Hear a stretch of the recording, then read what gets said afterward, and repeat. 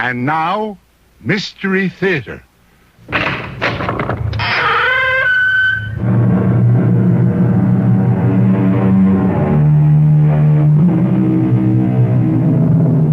Come in. Welcome. I'm E.G. Marshall. Welcome to a world of terror. To those of you who have never experienced terror, it is but a word, quite meaningless, really, altogether without substance. But to those who have felt its icy touch, it has the same mind-shattering meaning it had for Jane Prentice when Iris Patterson told her, "Whatever you do, don't cross him. Do as he says, precisely as he says. Always. Or we may not be able to save you."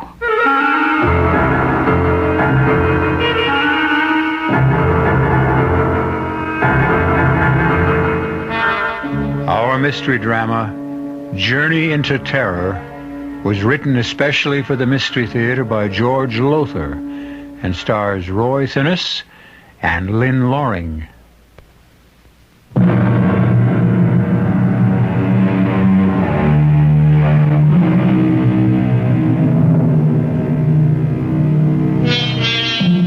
We never know what the morrow may bring, do we?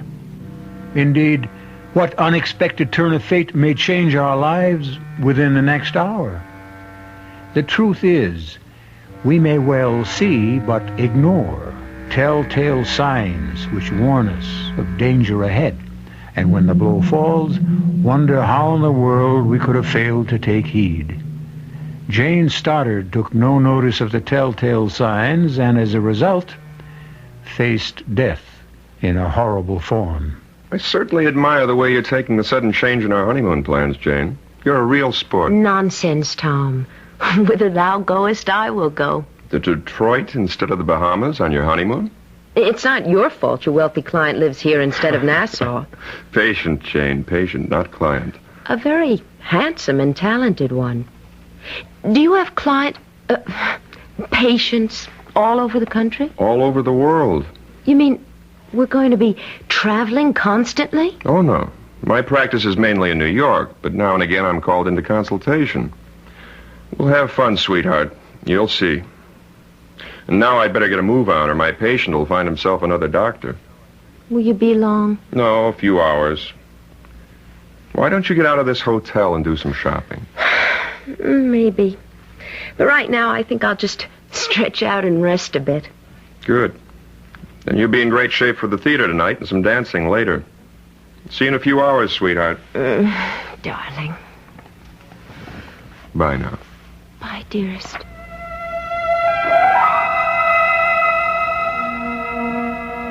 Oh, dear. To think I could be sunning myself on Paradise Beach right this minute. Nice, hard bed. Oh, it feels good to stretch out. Turn on the radio.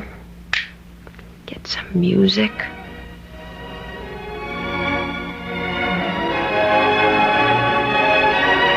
Oh, that's nice. We interrupt for a special bulletin. The body of a woman, a newly married bride, was found less than an hour ago in her palatial Shaker Heights home. According to the police, she had been tortured, then strangled with one of her own stockings. The coroner has established the time of death as having occurred about 48 hours ago. Fine honeymoon. Alone in a hotel room listening to the latest murder report. Well. Yes? Mrs. Stoddard. Mrs. Thomas Stoddard? Yes? I'm calling from the lobby, Mrs. Stoddard. You don't know me, but my name is Iris Patterson. I know you're alone at the moment. I saw your husband leave the hotel just a few minutes ago. What is it you want? I want to come up and talk with you. About what? It's an urgent matter, Mrs. Stoddard. In fact, and please don't be upset now, it's a matter of life and death. Life and death? Whose? Yours, I'm afraid.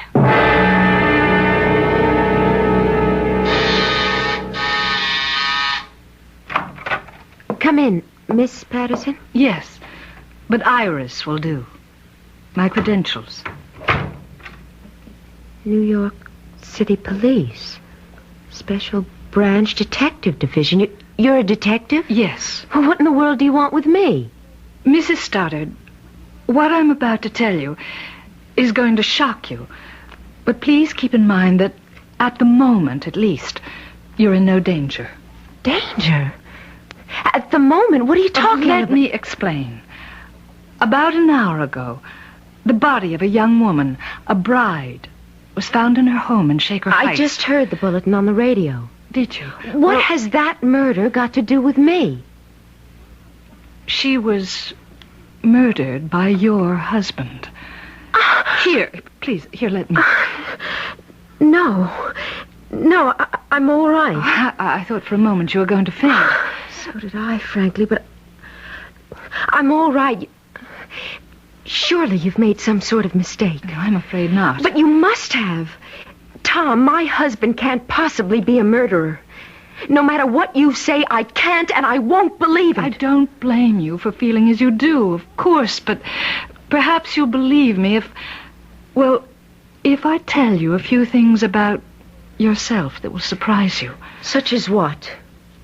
Your first meeting with Tom Stoddard was accidental, or rather appeared accidental. What? Why, yes. I mean, it was. It was in New York City. It was raining. We both hailed the same cab at the same time. And at his suggestion, you shared it. Yes. It happened roughly 10 days, 2 weeks ago. Yes, but how do you know? It's his M.O., his modus operandi, the way he operates. Now, I'm quite sure, for example, that you have no family to speak of, no mother, father, they're dead, no brothers and sisters. That's true. And few close friends. You lived alone. No roommate. You're absolutely right, but I still His don't... victims are always young women who are alone in the world. You see, this helps to make them easy prey. I mean, they're lonely, they yearn for companionship, and are perfect setups for a whirlwind courtship. He swept you off your feet, of course. Oh, he did. Flowers, candy, dinner dates, theater. It was... I was ecstatic, but... No, you can't be right. You have made a mistake. A terrible mistake. Mrs. Stoddard, Jane, if I may. Yes. We have made no mistake. For example, what about the insurance policy? What insurance policy? Hasn't he mentioned insurance to you? No. He will. Hasn't gotten around to it yet, that's all, but sooner or later, probably sooner, he's going to want you to take out an insurance policy for a large sum, naming him beneficiary. But it's unbelievable, incredible. It is true, nevertheless. If it is, if Tom is a murderer, if he did kill that bride in Shaker Heights... And a few others. Then why don't you simply arrest him? Because we don't have enough evidence. He's extremely clever. And so far, we've been totally unable to nail him with the goods.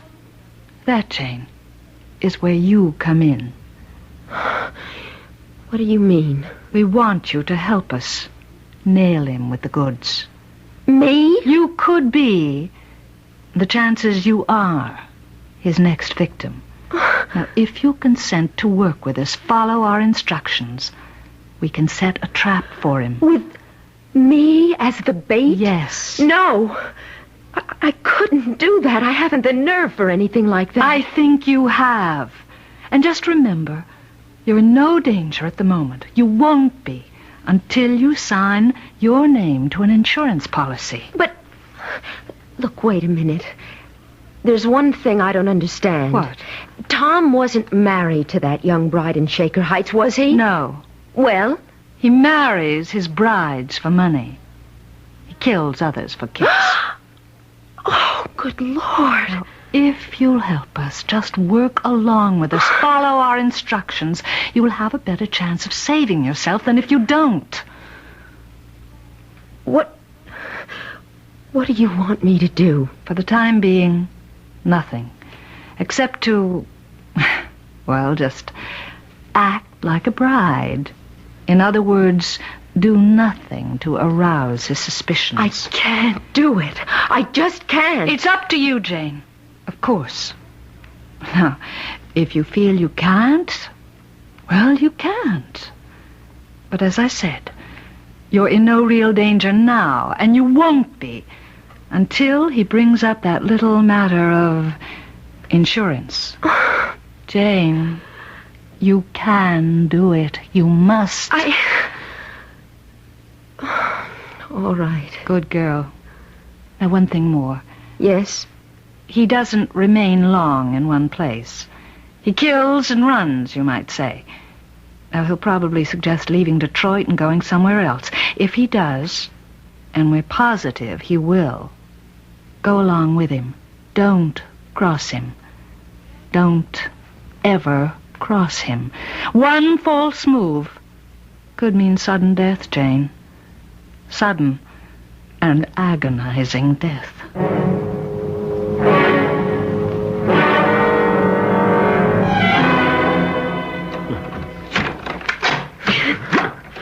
I thought the third act was a riot, didn't you, Jane? Yes.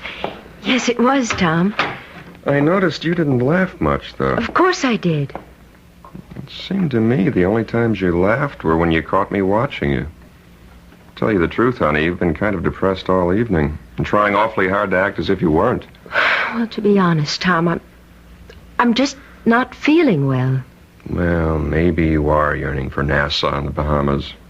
Wishing you were there instead of here. I'm with you, Tom, and that's all that matters. Sure? Couldn't be surer. And anyhow, I like Detroit. I'm enjoying myself. I'm sorry to hear about that. Why?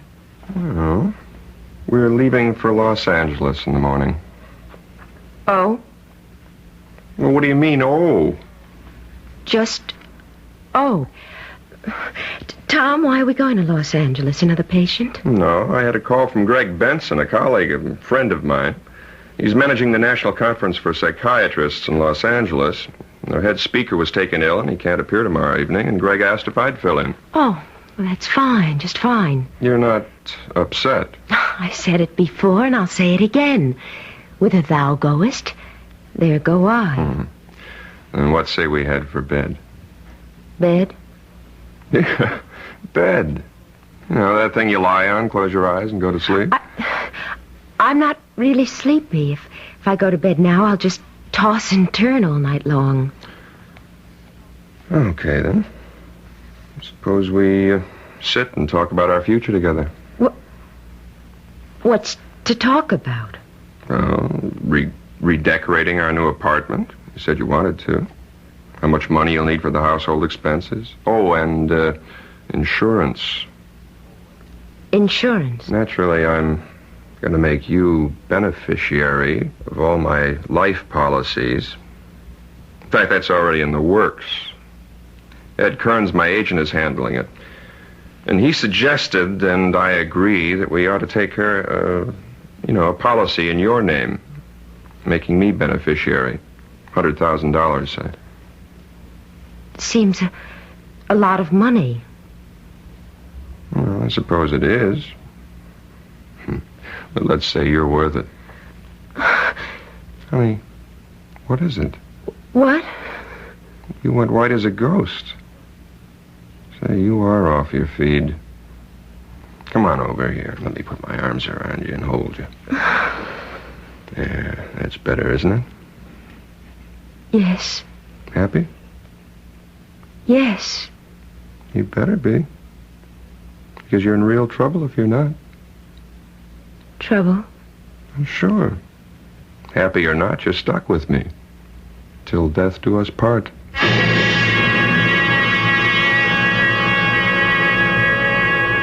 It would appear that Tom Stoddard is not only a murderer, but a murderer with a sardonic sense of humor. The full import of those words from the marriage ceremony, the import of Tom's use of them, is by no means lost on Jane. And for the first time in her young life, terror becomes more than a word. It becomes an actuality. I'll be back shortly with Act Two.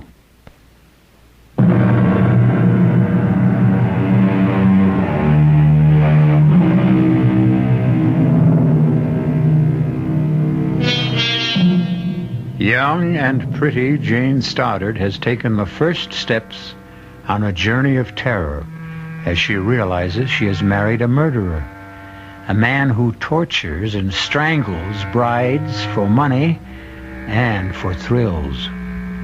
Detective Iris Patterson of the New York Police Department has warned Jane that Tom Stoddard kills and runs. And now, as Jane finds herself with him in a Los Angeles hotel suite... So, once again, my darling, I'm off. A fine honeymoon I'm giving you. Where's the conference being held, Tom? Belmonte Hotel. Why? I just wondered. You didn't say, and if I wanted to get hold of you for any reason. Don't. Don't? Don't even want to get a hold of me. I'm going to be up to my ears in work. Oh. Well, all right. I'll see you later.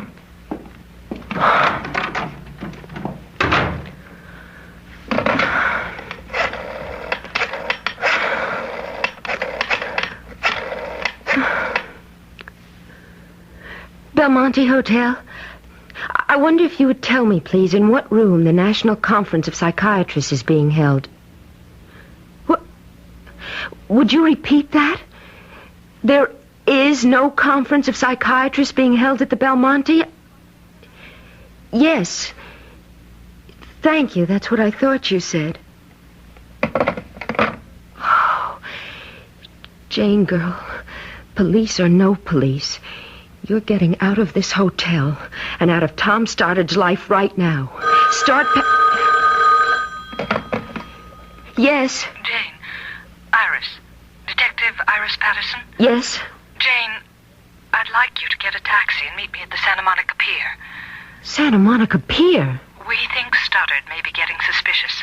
I've got to talk to you, and I'd like to do it where there's no chance of his discovering us. So if you could meet me... Iris, I'm sorry, but I'm not meeting you at Santa Monica Pier or anywhere else. That means you've changed your mind. I was packing when you phoned. I'm getting out of here. And going where? Back to New York. Don't do that, Jane. Why not? Because he'll follow you. Wherever you go, from here on, he's going to follow you because... Look, listen, Jane. There's a lot you don't understand, and I ought to explain. You can't run away from Stoddard. If you try, you'll be sealing your own death warrant. But I Jane, can't please, for your own safety, meet me at Santa Monica Pier. If you still want out after that, okay. All right. I'll meet you. When? Half an hour. I'll be watching for you.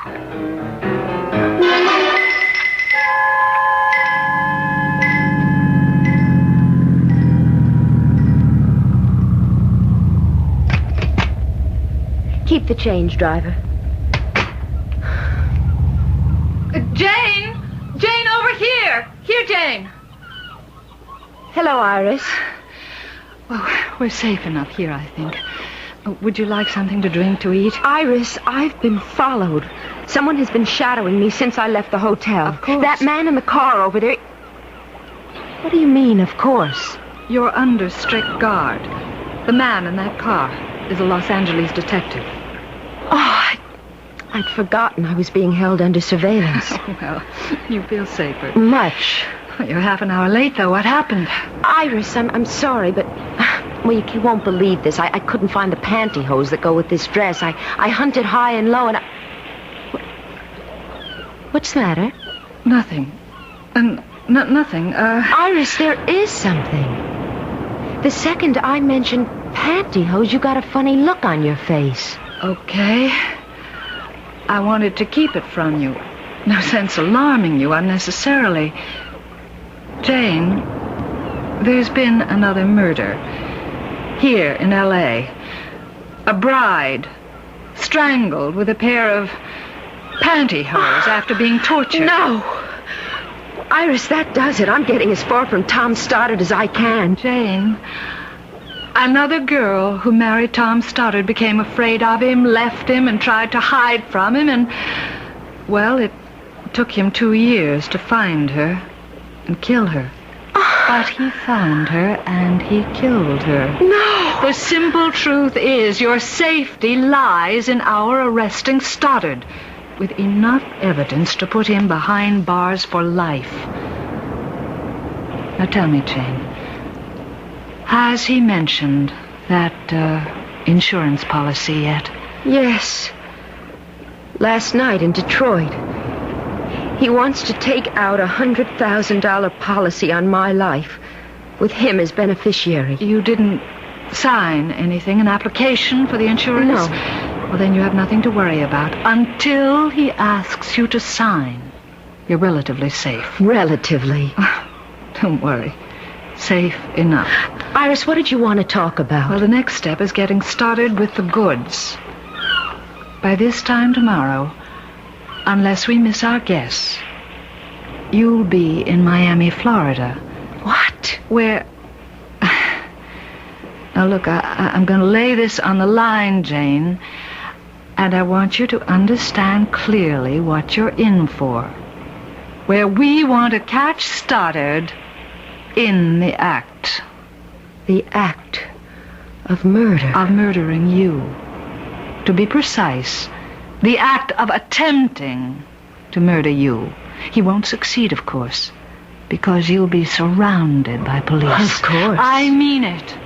Now, the reason we feel sure he'll be heading for Miami, probably tomorrow, is because that's where the original murder took place.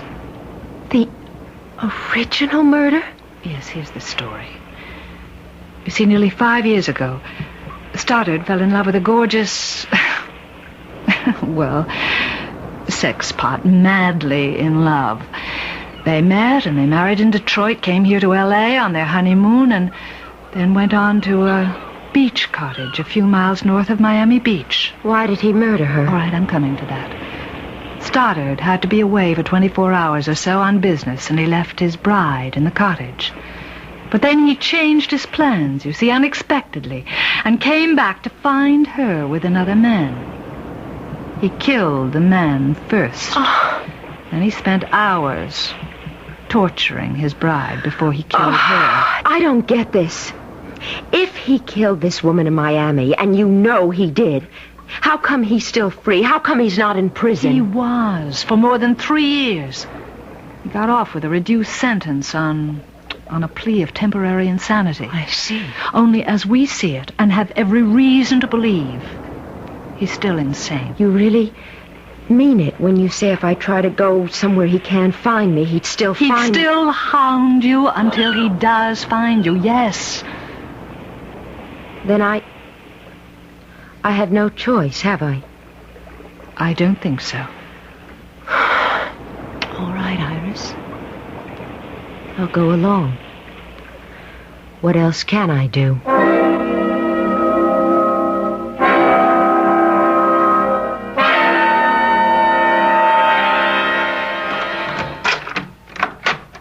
Honey, I'm back.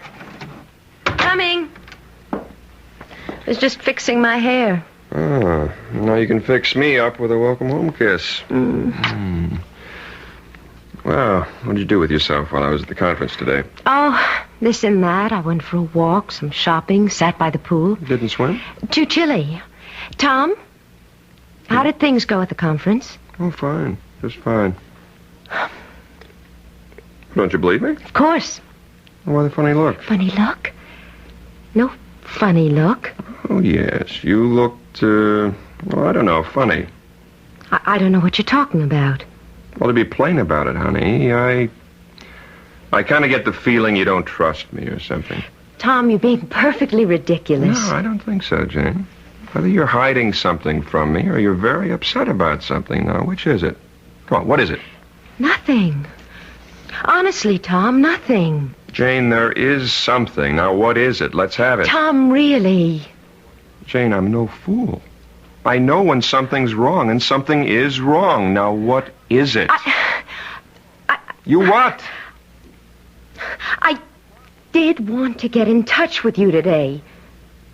I felt just so awfully lonely, Tom, and I phoned you at the Belmonte Hotel. Well, what'd you phone me there for? To get in touch with you. What else? I wasn't there.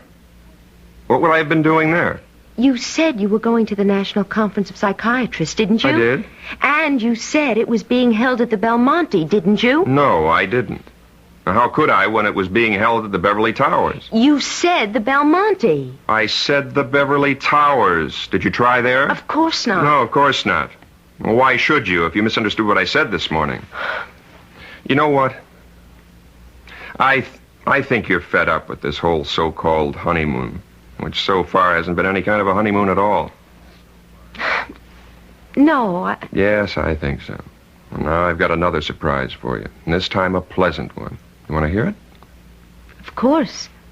Well, for the next week, or the next 3 or 4 days anyhow, I'm declaring a holiday. A patient of mine owns one of the prettiest beach houses you've ever seen, and he's offered it to me any time I want it. Well, he isn't there, of course.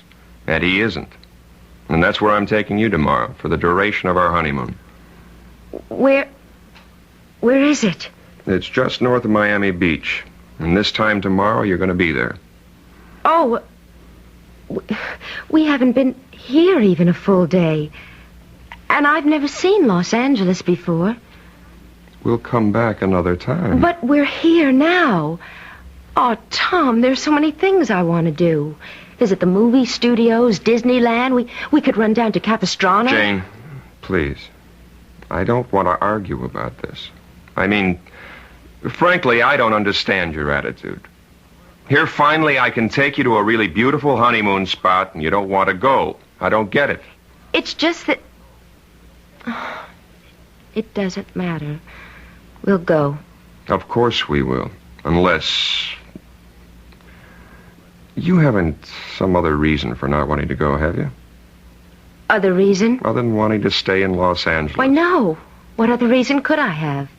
That's what I asked you. There's nothing wrong, is there? No, Tom, of course not. You sure? Tom, you're hurting my arm. Well, I'm sorry, honey. I'm sorry. I wouldn't hurt you for the world. Kill you, maybe, but not hurt you. Kill me? Oscar Wilde, I think, said, each man kills the thing he loves. And if that's so, considering how much I love you, sweetheart, you haven't long to live.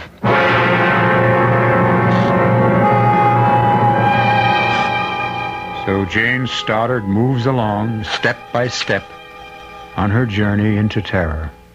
And obviously the end of that journey will be the beach house just outside Miami Beach, Florida.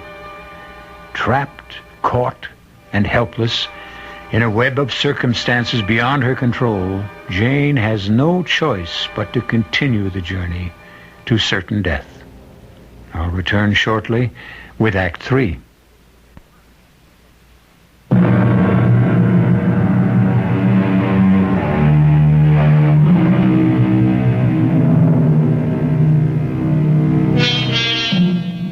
How strange, how inexplicable are the workings of fate. How curious, too, that the fearful things that happen to others we never consider may happen to us. Could we, any of us, ever find ourselves married to a murderer, as Jane finds herself married to Tom Stoddard? Seems hardly likely. Might we one day realize we are headed for sudden death and powerless to prevent the inevitable? Scarcely possible. Well, Jane once thought so too, if she thought about it at all. But now, with a murderous husband at her side, she flies toward Miami Beach, Florida, and death. Jane? Sweetheart, what is it? What, Tom? I don't... You seem so tense. No, nervous maybe. Flying always scares me a little. Well, soon landing in Miami, so relax. I'll try. Oh, Kearns, my insurance man, sent me that application in L.A. I got it right here. Application? You know, the insurance policy I'm taking out on your life. Now, here's a pen. You can sign it now. And I'll shoot it back to Kearns from Miami Beach. Well, sign it, honey. Yes, of course. Good. That takes care of that. Oh, mind if I settle back and catch 40 winks? Of course not. I'm going up to the ladies' room. Okay.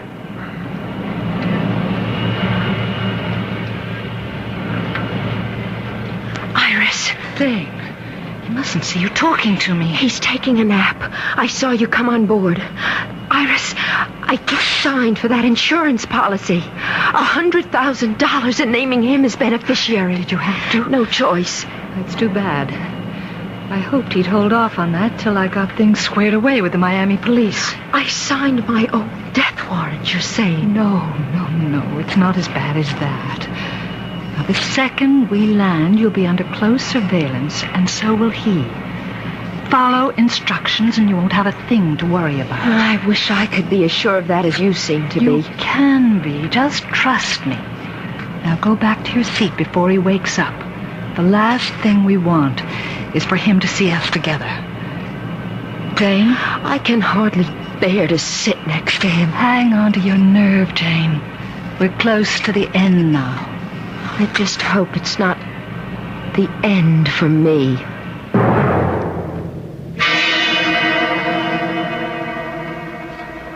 Well, what did I tell you? Beautiful, isn't it? Yes, only it does seem rather isolated, Tom. It is. That's one of the things that make it perfect for a honeymoon. That and the beach and the water out there. What more could a bride want? Except, of course, her husband. Tom, please. Jane, what? I'm just not in the mood at the moment, that's all. Well, I was feeling guilty about going off in the boat to fish for a few hours. But since you obviously don't love me anymore... Of course I love you. Of course you do. And I can't blame you for being a bit out of sorts. All this traveling. I've hardly given you a chance to settle down. Well, okay. I'm off to do some fishing. You can be alone for a few hours. Give you a chance to relax. Let's have a kiss for good luck.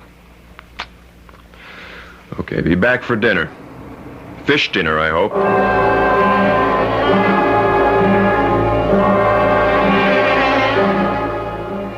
Jane! Oh, Iris, thank heaven you're here. Tom's gone fishing. Yes, we know. We watched him leaving the boat half an hour ago. We? Myself and 2 detectives assigned to the case. Now look, Jane, I've got something to tell you you're not going to like. Just try to keep calm, will you? Yes. All right, here it is. We're quite sure, Detectives Allen and Varney and I, that Stoddard will attempt to kill you tonight. Why tonight? It's the anniversary of the night he murdered his first wife and her lover in this cottage. No. Don't look so frightened, Jane. In a way, you ought to feel relieved. After tonight, it'll all be over. For me, maybe. Not a chance.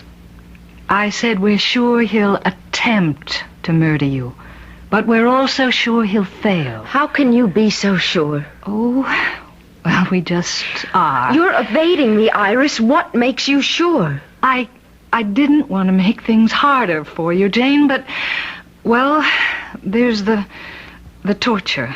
Torture? Yes. Are you telling me you're going to let him torture me before you move in? I'm not telling you anything of the sort. What I'm saying is that we've got to let him make the first move.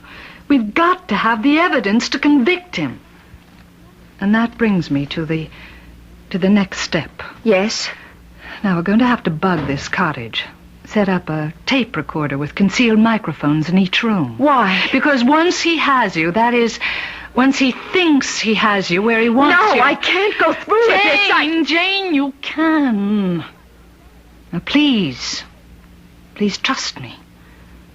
As I say, once he thinks he's got you where he wants you, he'll do a lot of talking.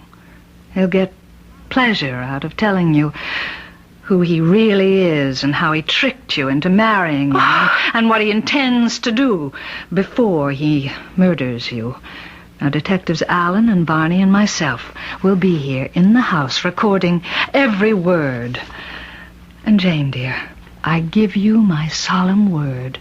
Once we have the evidence, we'll move in on him so fast he won't have a chance to lay a finger on you. I hope you're right. Now, one more thing before I go. Here's a sleeping powder. You always have cocktails before dinner. Now slip this powder into his cocktail tonight. Put him to sleep? What on earth for? So we can bug the place. He'll only sleep for an hour or so. It's a light dose. But he's out fishing. Can't you do what you have to do now? No, it's too risky. Everything has to be concealed carefully. And we can't chance him coming back unexpectedly.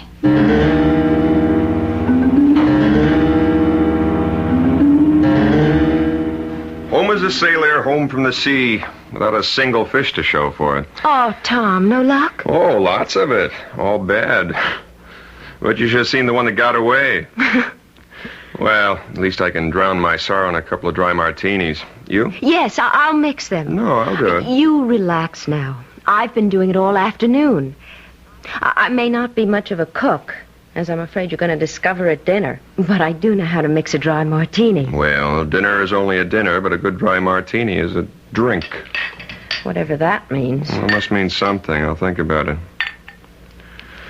Well, what'll we do tonight after dinner? Get a drive to Miami Beach? Why don't we just stay here? Well, that's okay with you. Perfectly. It's going to be a full moon. We can sit on the beach and watch it come up over the horizon. A perfect moon for a perfect honeymoon. Here. Thank you. Looks good. Tastes good, too. You make a fine dry martini. Thank you, sir. Let's have these out on the porch so we can watch the sunset, huh? Good idea. Oh, this deck chair feels good. I'm more worn out from fishing than I thought. You've had a lot of air and sun. That sun was hot and bright. Even with sunglasses, the glare was hard in my eyes. Yeah. You didn't put anything in this martini, did you? No. I feel sleepy. So suddenly. As you said, the glare of the sun on the water. Worse than I thought. Oh, boy. I just can't keep my eyes open. Can't stay awake. Oh, I'm sorry. Don't mind me. Close your eyes. Rest them. Yes. I never felt so asleep. What was that? Nothing. The glass slipped from your fingers. Don't worry about it. I'll clean it up. You sleep. Tom? Tom? Good. Iris! Iris! Here! He's asleep. That's fine, Jane. That's just fine. You handled everything exactly as I wanted you to. All right, now what? Let's go in, so I can decide where to place the mics and the tape recorder. You didn't bring them with you. What? The microphones and all that. No. Those detectives will bring it. No. Well, if you haven't got it and they're not bringing it... Glass doors, why are you locking them? They have to be. Whatever for? Because that's the way it was. These glass doors were locked when I came back that night. What? Came back unexpectedly and found Jim with her. Iris, what are you saying? I told you. That day on Santa Monica Pier, I was supposed to be away for a day or so, but then changed my mind and came back that night and found them together. In bed together. I killed him, but I tortured her. Iris! Put her through the hell I would go through later, thanks to her. You? Yes! And now you. You'll go through the tortures of the damned. Like the bride in Detroit, in Los Angeles, and finally here. You tricked me. from the first. Tricked you. Why, you little naive fool. It was no trick at all. My only problem was that husband of yours asleep out there. Trying, always trying to be one jump ahead of me. And sooner or later he'd have succeeded. Tom was after you? Has been. Since I escaped from the asylum. No. You don't know who your husband is? Well, of course you wouldn't. You hardly know him at all. He's not just a psychiatrist, my dear. He's a psychiatrist with the New York Police Department. Oh, poor fellow. I escaped on the very day he married you. The police needed him. They needed him badly to figure out where I'd go, what I'd do, and he did figure it out. Only he was always just one step behind me, not one step ahead. This makes no sense. The day I met you on the Santa Monica Pier, I was followed. I was. The man in the car following me, you said he was a detective working with you. With your husband, silly. No. Not me. Yes, you were being guarded, tailed everywhere you went. But not by me, by your husband. Why didn't they catch you? You and I sat there on the pier. That man in the car couldn't do a thing without endangering your life because I had this. And could have plunged it into you the minute he made a move. A knife. A knife. Long enough to reach your heart. Sharp enough to do to you what I did to her. No. Before I strangled her. Slowly strangled her. No. Oh, please. Stand still. Oh, don't back away. Yeah, that's all right. Move back. Just keep moving back into that corner where I can get at you with this knife, where I can start working on you. A little cut here, a nick there, a stab in just the right place, making it last. The torture, making it last as long as... Don't move! Iris, don't move! Just don't move. Now drop the knife. Tom! Oh, Tom, I put a sleeping powder in your drink. A drink I threw away when I said I'd join you on the porch. Yes, Iris, I have been one step behind you. But this time, thank God, I've been one step ahead of you.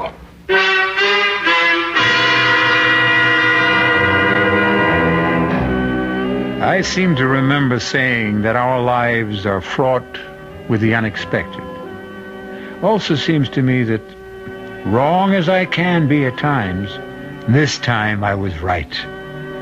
Glad I was. Jane Stoddard was only a pawn in the game the fates play. But thank heaven, she remains a living pawn.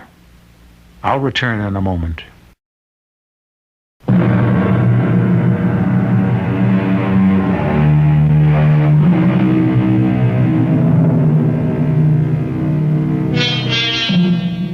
Iris is once again safe behind institutional walls, you'll be happy to know. As for Jane and Tom Stoddard, they're on a second honeymoon. Or maybe I ought to say the first. The other one doesn't count. Our cast included Lynn Loring, Roy Thinnes, and Carol Teitel. The entire production was under the direction of Hyman Brown. This is E.G. Marshall inviting you to return to our Mystery Theater for another adventure in the macabre. Until next time, pleasant dreams.